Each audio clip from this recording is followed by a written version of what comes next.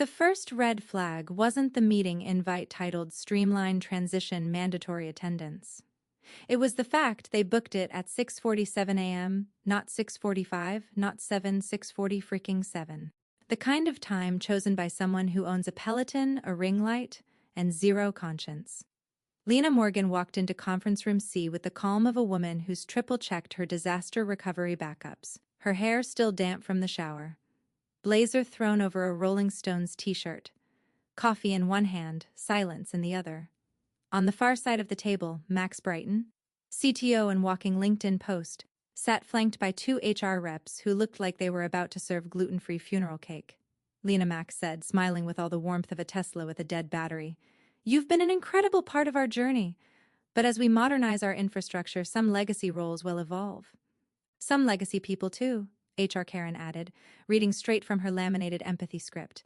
"This is a redundancy-based departure, not a performance matter." Max chuckled. "Software replaced you, 4 words. That's all it took. Not thank you. Not we'd like to retain your expertise. Just a smug declaration like a kid revealing he just automated his mom's cooking with ChatGPT and a microwave."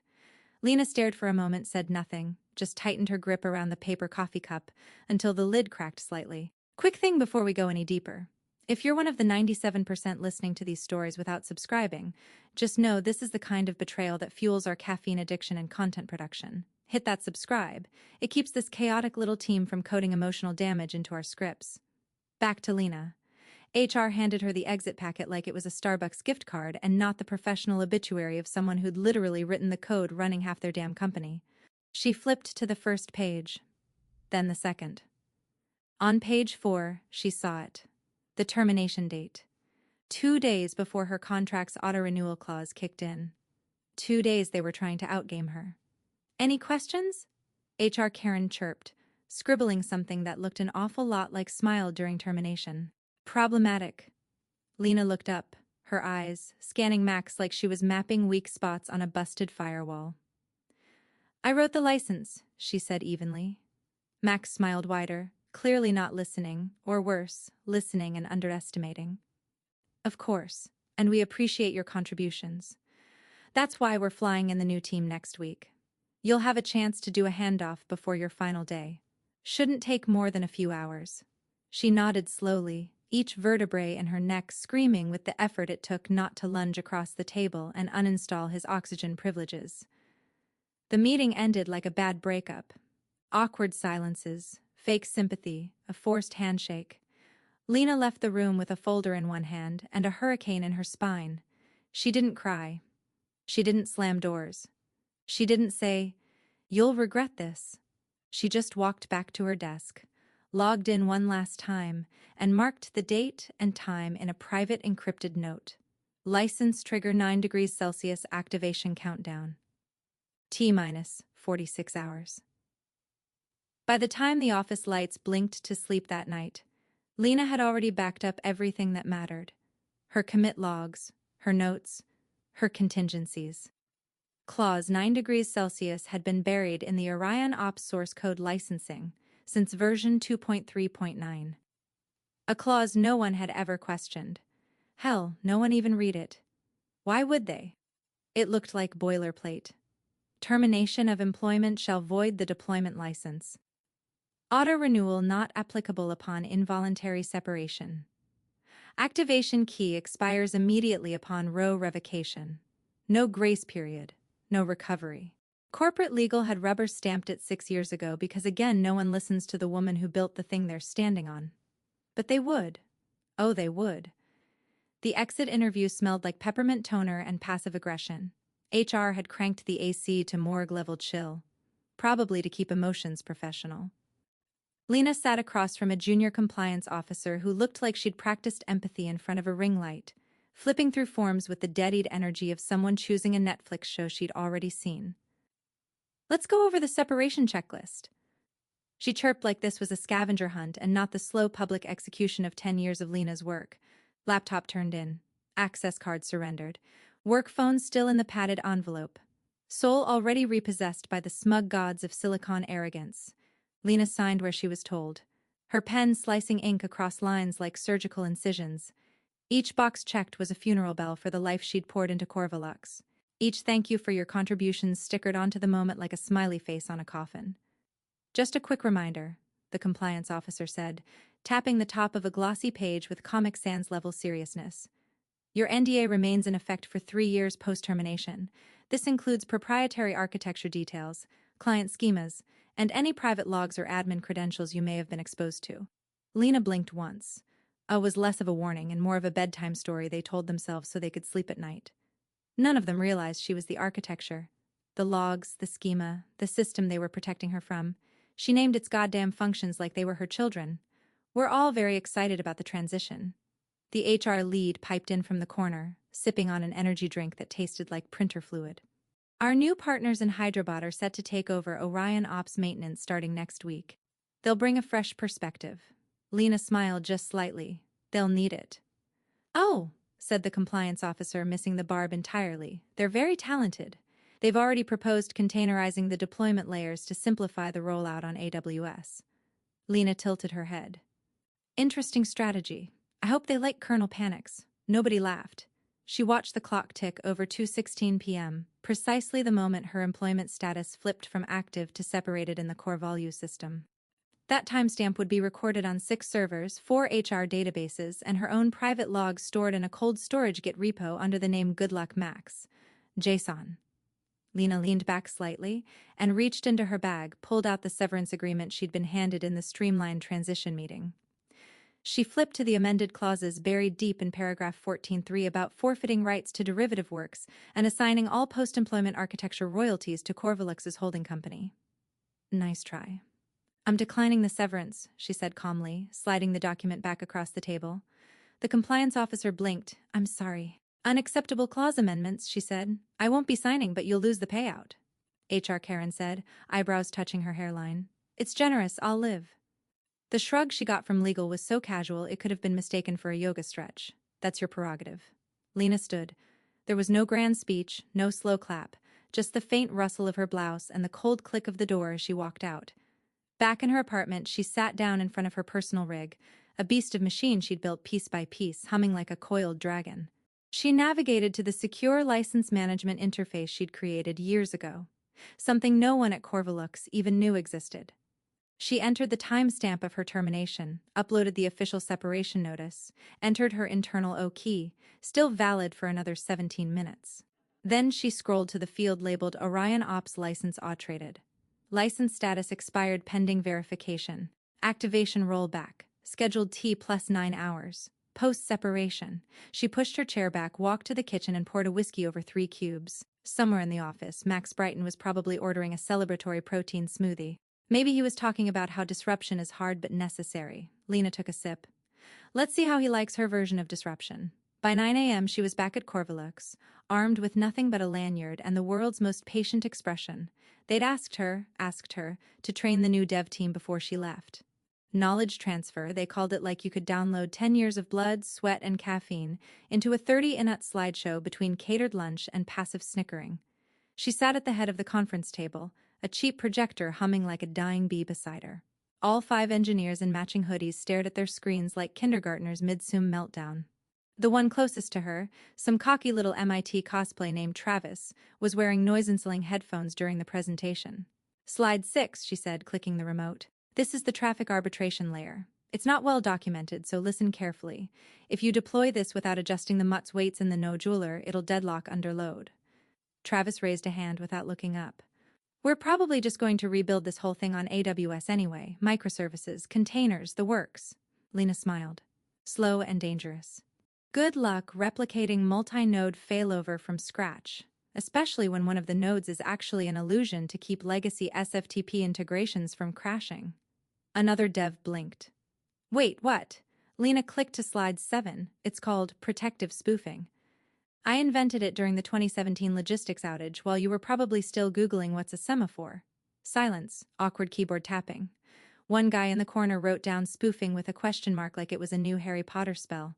They weren't listening. Not really. They thought they could reverse engineer genius with Stack Overflow and prayer. They didn't see the trap they were crawling into because no one told them the ground was rigged with context. By noon, knowledge transfer session had devolved into vibe-based learning. Travis was watching YouTube on another tab. Another guy tried to impress her with a joke about moving all logging to Firebase. "I hope your uptime SLA enjoys that," she muttered. By 1, she was back at her old desk for the last time. Most of her personal items were already packed, but she sat down anyway, just for the ritual. She logged in with her still active credentials because no one in it had bothered to revoke access early, and opened up the master commit log of Orion Ops. 10 years of development, over 14,000 commits. Her fingerprints were everywhere. The rollback routines, the fail-safes, the weird little Easter egg in the dashboard that made the admin console display a cat gif on April Fools. She selected the final branch, Orion Ops Prod. 2, and ran a clean export, stripped of company branding license headers replaced with her LLC's copyright Nightingale Systems. LLC registered in Delaware 5 years ago. Waiting, she compressed the archive, encrypted it twice, and emailed it to a dead drop account, with a subject line that simply read "Legacy Load." No one would see it but her, and eventually maybe the next company smart enough to pay her what she was worth. The moment stretched silent and thick like the air right before a summer storm. She opened the internal badge admin console, entered her access code, and navigated to the screen that let her revoke credentials. Deactivate user ID. L. Morgan. She hovered for a second, then clicked. Access deleted. There, clean break, no alarms, no drama. Just a quiet severance of digital umbilical cord from the beast she'd kept alive with her bare hands, and 4 too many bottles of ALV. As she walked out, she passed Max in the hallway. He was sipping on something green and smug. "Heading out," he said, as if she were leaving early from a dinner party. She didn't stop walking. "I'd wish you luck," she said without turning, "but I think you'll need something stronger." She left her lanyard on the front desk like a badge from a fallen sheriff and pushed through the glass doors one last time. Outside, the sun was blinding. She didn't squint. She had work to do and a deadline to keep. The thing about revenge is it doesn't come out of nowhere. It builds like rust under chrome. Quiet, patient, relentless. Lena hadn't always been the woman who could kill a company with a keystroke. She started as the girl who stayed late to fix broken cron jobs while the office cleaning crew politely vacuumed around her sleeping bag. 10 years ago, Orion Ops was a stack of Post-it notes and half a Git repo duct taped together by desperation. Corvalux was a mid-tier logistics firm pretending to be a tech company. Their systems were paper clips and prayer. Lena made it run, not just functional, resilient, like cockroach and nuclear winter resilient. There was the night in 2015 when the East Coast data center caught fire. Some contractor plugged a space heater into a daisy chain surge protector. Everyone else panicked. Lena drove to the office in pajama pants and rerouted the CDN from the lobby using her own laptop. Her VPN credentials were more secure than their production firewall. She didn't get a raise. She got a mug. It said "Corvalux Crew. We deliver." The handle broke a week later and still she stayed. The long nights bled into weekends, the weekends into years. She skipped weddings, skipped funerals, skipped meals. There were nights she woke up to Slack pings, heart racing, whispering error codes in her sleep. The Orion Ops she built wasn't just software, it was marrow. Her code had comments written like prayers leased during rollout /Ina fix this later. "You're the only one who will remember how it works." And then came 2019, a minor layoff. 12% of staff. HR called it strategic resizing. Lena called it a warning. Ask the guy who built the first version of Thuler engine gone without notice. 2 weeks later, the whole deployment pipeline collapsed because nobody else knew where the staging search were stored. That night, after plugging the hole with a bash script and a half-empty Coke Zero, she added clause 9 degrees Celsius. It sat inside the license meter like a sleeping dragon. Not hidden, just ignored. A single line in a forest of legal ease. If the original creator is involuntarily terminated, license auto-renewal shall be void. All instances to expire on the next heartbeat check post-separation. Legal rubber stamped it. Engineering leadership never read past the section headers. Marketing wouldn't have known a license key from a lunch code, and so it lived there buried waiting now, sitting on her couch with a blanket over her lap and an old episode of Frasier muted on the TV. Lena scrolled through LinkedIn. Max Brighton's smug little avatar beamed at her from the top of a post titled "Tomorrow's Here." Corvalux launches automation too. She tapped it. The blog glowed with buzzwords. Disruption, streamlining, efficiency. Goodbye to outdated legacy systems. Hello to innovation. It was a full-on digital funeral for her life's work. Posted a stock photo of a diverse engineering team smiling in front of a whiteboard filled with absolute nonsense. Hex codes, random squiggles, what looked like a drawing of a cat. Her throat tightened. They didn't just erase her, they threw a parade over the grave. She clicked bookmark, not because she cared what they said, but because one day soon those same words were going to age like unrefrigerated shrimp at a summer barbecue. She opened her laptop, logged into the registry dashboard again, verified the scheduled rollback, heartbeat check enabled, ping interval 6 hours. There it was, ticking toward oblivion, the countdown to silence. Lena exhaled, not bitter, not broken, just sharper. Now she'd been soft clay once, molded by loyalty and caffeine and foolish dreams of recognition. Now she was forged steel, and Corvalux was about to learn what happens when you try to automate a woman who wrote the manual on control. The first morning of her post-T Corvalux journey didn't start with LinkedIn announcements or hash onward and upward hashtags. Lena woke up at 6 a.m., not from an alarm but from sheer muscle memory. The apartment was still no Slack notifications, no pager buzz, no 3 a.m. API meltdowns, just the gentle hum of her custom-built desktop purring in the corner like a wolf breathing in its sleep. She poured herself a mug of overpriced herbal tea, the kind she used to ignore during release weeks, and settled into the quiet. Not bored, primed. The difference between rage and revenge is timing. She opened her personal dashboard when she built long ago on a dusty subdomain routed through multiple anonymized proxies. Looked like a meditation app if you didn't know what to look for. The UI was clean. One panel, one clock. Next license check. 12:01 a.m. T-18H3M. A bash script sat coiled inside Corvalux's forgotten corner of GitHub Enterprise, wrapped in a dependency chain they'd never bothered to untangle. She had committed it under a generic system maintenance label in a batch of 12 unrelated patches 2 years ago. Pinged the Orion Ops license verification endpoint every 6 hours. It wouldn't throw an error, wouldn't log a warning, it would simply expire. The verification check would return false and cascade through the stack like a silent embolism. By the time anyone noticed, it would be because nothing was working and no one would know why. She leaned back, propped her feet on the coffee table, and pulled up the Corvalux blog. Max Brighton's face, polished, tanned, and filtered to Silicon Valley oblivion, beamed at the top of their latest PR fluff. Gratitude for the past, excitement for the future. How we're evolving Orion Ops. She read it like a war general studying an opponent's propaganda. As we embrace automation, we're grateful for Lena Morgan's years of leadership and foundational work. Her grace and professionalism during the transition have been inspiring. We wish her only the best in her next chapter. Grace, professionalism.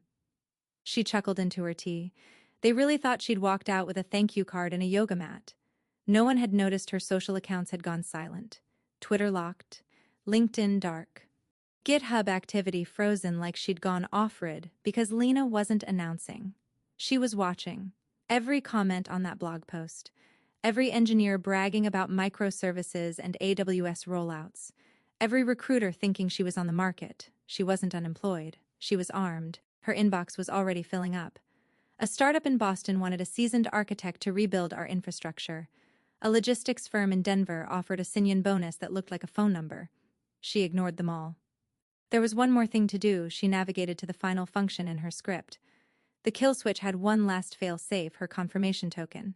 She entered her private key encrypted via her personal UI key and clicked authorize. Now it was set. At 12:01 a.m., the system would request license verification as it always had.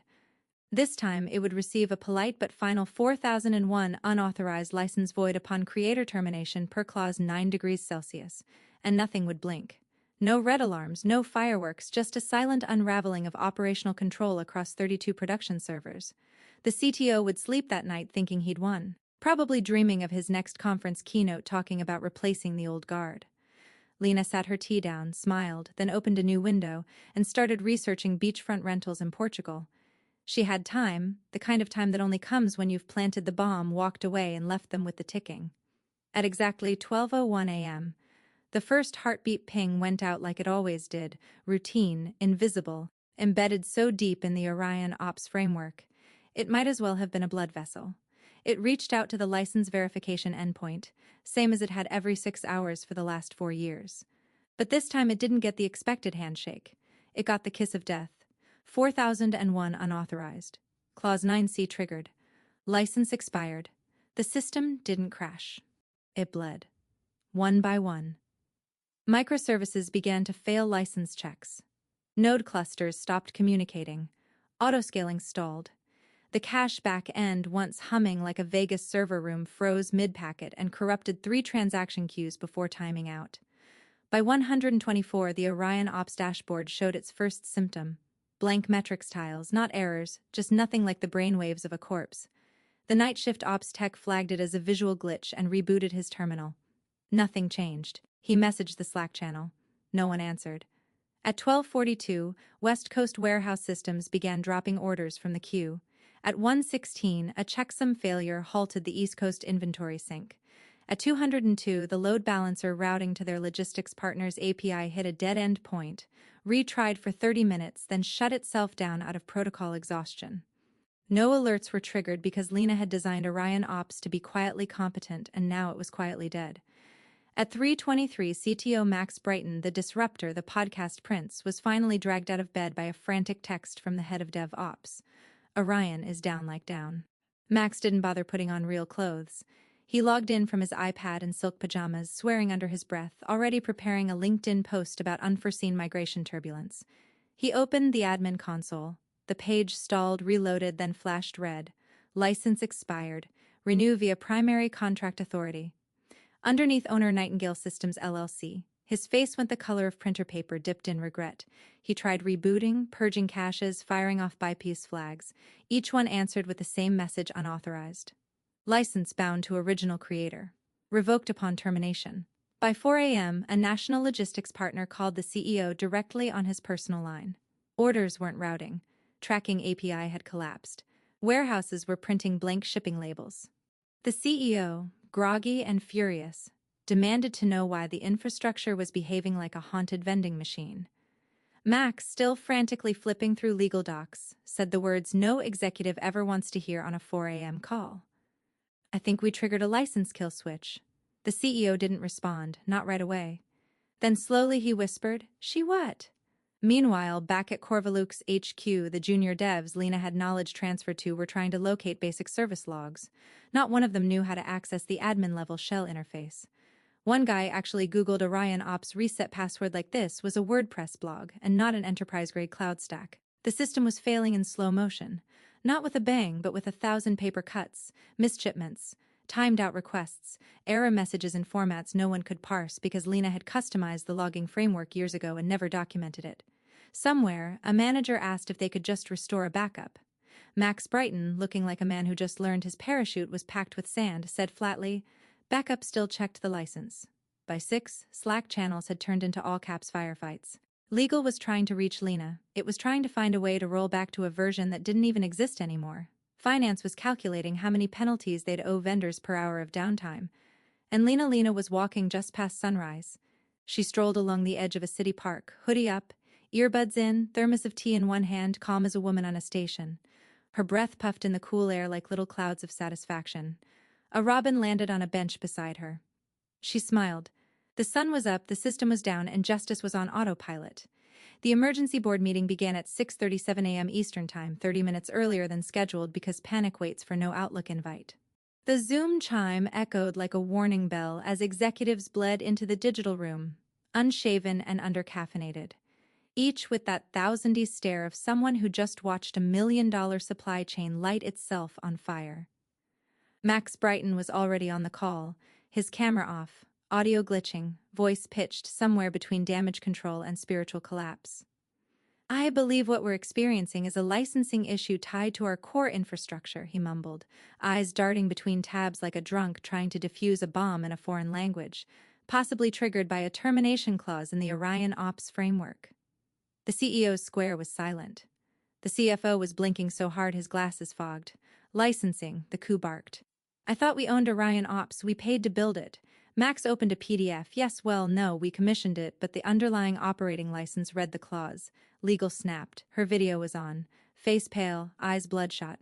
She'd been up since the first outage alert and was now clutching the original contract with a grip that could bend steel. Max cleared his throat, scrolled. Clause 9C, in the event that the original creator is involuntarily separated from Corvaluk systems without cause, license auto-renewal is void. License shall expire on the first failed verification heartbeat. Post-separation, ownership reverts to creator under LLC protections, effective date of original submission. Silence. cold, breathless silence, the kind you only hear right before a plane nosedives. The CFO leaned forward, squinting. Wait, what LLC? Legal pulled up the submission record. Nightingale Systems LLC, registered 5 years ago in Delaware, listed in the copyright header of the Orion Ops Core repo. But that's her, the CEO said, voice brittle. That's Lena's company. Max looked like he was trying to unswallow a mouthful of glass. We never migrated the source repo. We forked the deployment scripts, but Jesus, we left the licensing headers intact. Board chair raised both hands like he was trying to stop a mental train wreck. Are you telling us the software we're running our entire infrastructure on belongs to someone we just fired? Yes, Max said, then immediately tried to backpedal. But we're negotiating, we're reaching out, legal cut in, we already tried. Her counsel sent a one-line response. Terms enforced as written. Panic bloomed like a virus across the screen. One director turned off his camera. Another started typing furiously, probably emailing a private crisis PR team. The CFO rubbed his temples and hissed. We've got shipments rotting in Chicago and a $20 million vendor penalty clause kicking in at noon. She owns the operating license. How is that possible? Because none of us read past the footnotes. Legal snapped. She buried it like a nuclear fail-safe, and we handed her the launch codes. The CEO finally unmuted. His voice thin as dental floss. Get her on the line. Max glanced away from the screen, face pale and slick. I don't think she's taking our calls, then offer her something. The CEO's voice cracked. I don't care what it costs. Just fix it. Legal nodded slowly. She'll fix it, but not for our price. And somewhere across the city, Lena stood barefoot on her balcony, sipping fresh coffee. The air smelled like blooming jasmine and imminent reckoning. Her phone buzzed once. Known caller, then again, this time a text from an unknown number. Lena, please, let's talk. We're ready to make a deal. She smiled softly. Let them sweat. She wasn't done yet. Lena didn't dress up for the call. No makeup, no blazer, just a faded gray hoodie, chipped nail polish, and a coffee mug that said, "Not my circus, not my monkeys in Comic Sans." She took the Zoom from her kitchen, sunbeam slicing across the counter like a spotlight cast by karma itself. Good morning, she said, as if she were answering a brunch invite instead of sitting across from a dozen corporate officials in various stages of breakdown. Max Brighton's camera was off again. Coward Legal was already mid-sentence, trying to sound calm, confident, not cornered. We just need clarification on the license structure. If there's been a misinterpretation, there hasn't. Lena Cooten, voice even as glass. You terminated me without cause that activated the auto-cancel clause. The system did exactly what it was designed to do. It's enforceable. I have the timestamps, the repo history, the email logs. Legal tried to smile. Sure, but Corvalux invested substantially in the infrastructure. We can argue implied ownership, or I filed copyright on Orion OpsCore 5 months ago, Lena said, lifting a single sheet of paper into frame like a winning poker hand. U.S. copyright registration, full code base, annotated, timestamped, digitally notarized. You want the record number? Dead silence. Even the board members stopped blinking. She could hear someone exhale like they'd been punched. Max unmuted.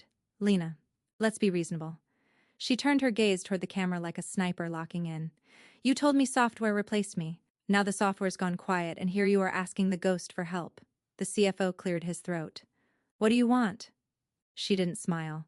She didn't blink. She named her price. You can license Orion Ops back double the original rate per paid annual, not perpetual, with an SLA that includes me as consulting architect for the next 2 years. I retain creative control over future changes. Oh, and you issue a public retraction of your automation rollout statement. I want every blog post rewritten to reflect that Orion Ops was built and maintained by Nightingale Systems LLC. My name stays on it. One board member chuckled bitterly, a sound like gravel being crushed. God help us, he muttered. She played chess while we were eating paste. Another executive rubbed his face. You're extorting us. No, Lena said, tone dry as desert air. I'm offering you a clean way out. The alternative is continuing to let your supply chain drown while I drink tea on a balcony. Legal opened her mouth, closed it, looked down. The CEO, camera on but soul fully detached, finally spoke. Send over the agreement. We'll have our lawyers review. You can read it, Lena said, standing slowly. But don't edit it. The terms aren't suggestions. They're the cost of underestimating the person who built the ground you're currently sinking through. She clicked leave meeting before they could reply. Not in triumph, not even in glee. Just with the peace of someone who finally stopped waiting for recognition and wrote her own damn value into the contract. At exactly 11:59 p.m., Lena opened her laptop from the terrace of a beachfront cafe where the waves didn't care about uptime, and the air smelled like salt, citrus, and closure. She clicked open the contract PDF, final version. No red lines, no corporate gobbledygook, just her terms, word for word. Clause by clause, like tiny revenge poems written in Helvetica. She scrolled to the end, paused, then signed. Lena Morgan, Principal, Nightingale Systems LLC. The moment she hit send, the license reactivated. Somewhere 1,200 miles away, 32 Corvalux servers blinked back to life like Lazarus rising on a hardwired gospel. Logging systems reinitialized. Queues unfroze. Monitoring dashboards began spitting data like shaken soda cans. Orders resumed routing. API calls stopped timing out. Distribution centers flickered awake with the dumb joy of systems that don't know who saved them. In Slack, the night shift posted a single line where green across the board. Max Brighton wasn't there to see it.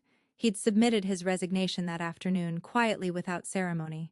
No farewell party, no public thank you, just a forwarded Gmail thread and a disappearing act. HR was still wishing him the best in his future endeavors.